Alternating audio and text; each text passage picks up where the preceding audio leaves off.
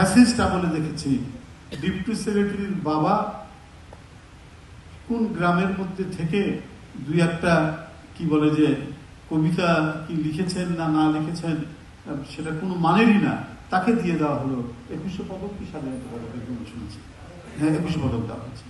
আমরা তো দেখেছি যাদের কোনো ন্যূনতম, আর ভাই যিনি কবি, যিনি লেখক, যিনি মানে শিল্পকর্মের মধ্যে নিজেকে নিবেদিত রেখেছেন, তাকে তো আপনি যতই পুরস্কার দেন আর যতই তার অ্যাডভার্টাইজ করুন এবং টেলিভিশনে আর পত্রপত্রিকায় প্রচার দেন না কেন, যারা পাঠক, যারা চিত্রকর্ম বোঝে, তারা ছুটে যাবে তার দিকে।